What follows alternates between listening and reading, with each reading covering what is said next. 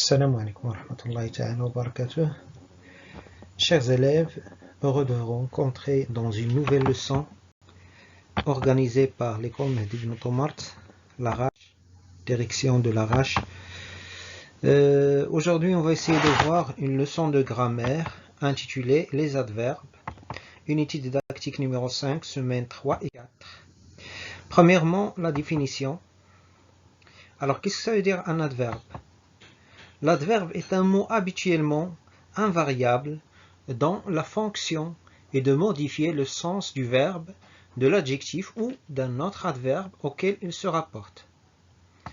Exemple, le professeur parle lentement. Ici, l'adverbe, il modifie le verbe.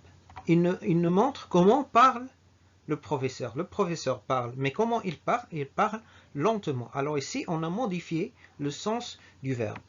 L'adverbe aussi, il peut modifier l'adverbe, un autre adverbe. Par exemple, le professeur parle bien lentement. Alors, il parle lentement, mais il parle bien lentement. Alors, on a modifié aussi l'adverbe lentement.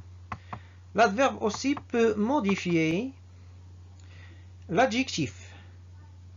Par exemple, il est très gentil. Il n'est pas seulement gentil, mais il est très gentil. On a modifié le sens de l'adjectif.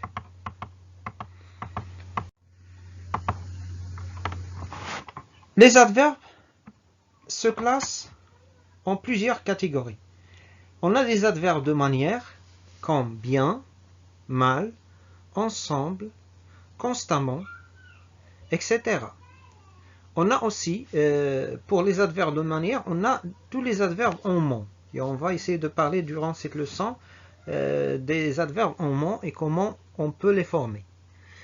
On a aussi les adverbes de temps, comme aujourd'hui, tôt, longtemps, souvent, toujours, etc.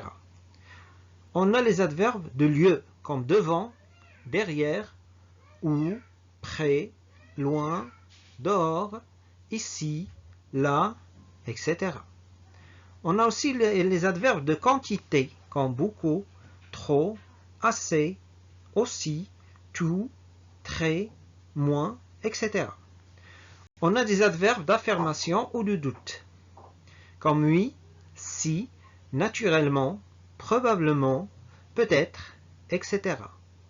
On a les adverbes de négation, comme non, ne pas du tout, ne jamais, ne plus, ne rien, etc.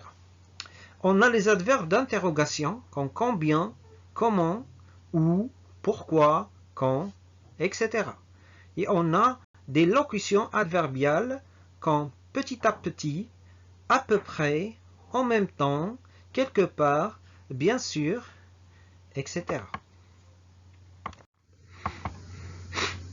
Maintenant, le placement des adverbes. Généralement, la place habituelle des adverbes est juste après le verbe. Exemple, Ayoub parle peu. Ici, l'adverbe peu, elle est placée après le verbe. Il est très timide avec les gens qu'il ne connaît pas. On a l'adverbe très, elle est placée après le verbe être. Et on a l'adverbe ne pas ou bien pas, elle est placée après connaître, le verbe connaître. Pourtant, quand les temps sont composés, tels que le passé composé, nous plaçons les adverbes de quantité entre l'auxiliaire et le participe passé. Exemple, j'ai beaucoup mangé ces derniers temps, bien ces derniers jours. Alors on a l'adverbe beaucoup, elle est placée entre l'auxiliaire avoir et le participe passé manger. Parfois, les adverbes se situent en début ou à la fin de la phrase. Exemple, d'abord, il faut que tu achètes un cahier, puis un stylo. Ici, l'adverbe d'abord et puis ils sont placés au début de la phrase. Ce n'est pas nécessaire de se fâcher quand même. Ici, l'adverbe c'est quand même, elle est placée à la fin de la phrase.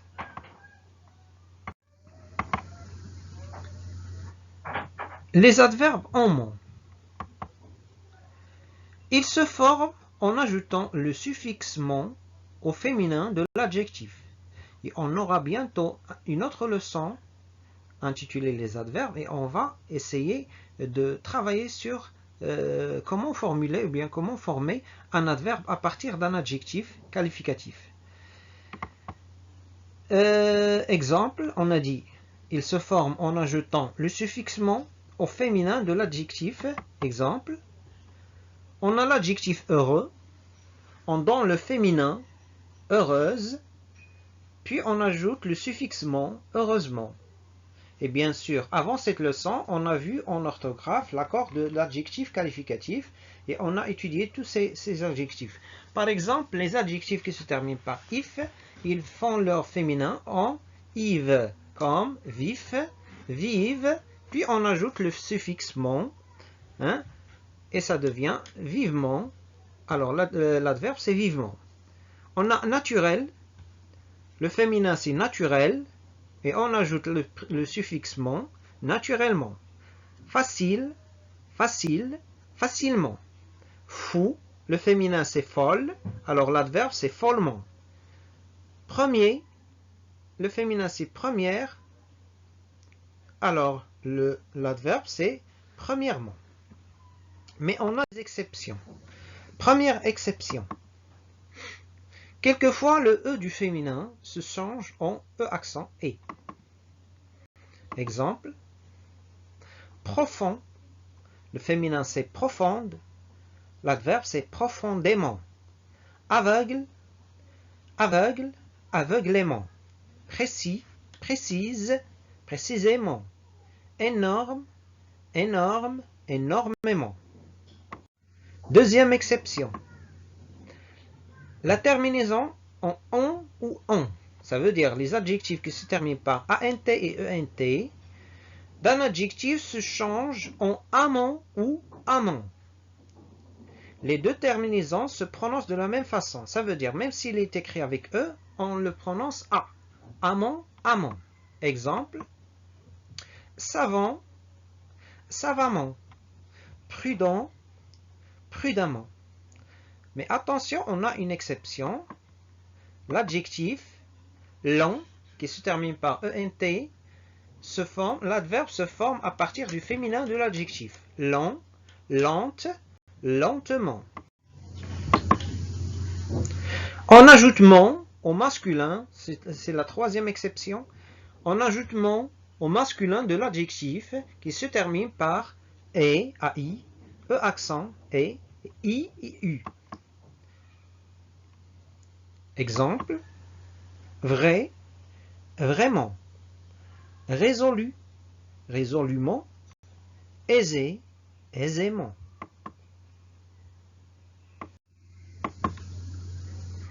Certains adverbes se forment de façon particulière. Exemple, gentil, gentiment. Bref, brièvement. D'autres adverbes sont vaguement reliés à des adjectifs, comme bon, bien, meilleur, mieux, mauvais, mal, petit, peu. Alors c'est la fin de cette leçon. Je vous remercie de votre attention. Cette leçon a été réalisée par Ja'far Fouad, enseignant de l'enseignement primaire à l'école Mehdi Ibn Omar, l'Arache. Pour mes élèves, on va compléter nos conversations sur WhatsApp et je vais vous donner des exercices pour évaluer votre compréhension de la leçon. Et merci.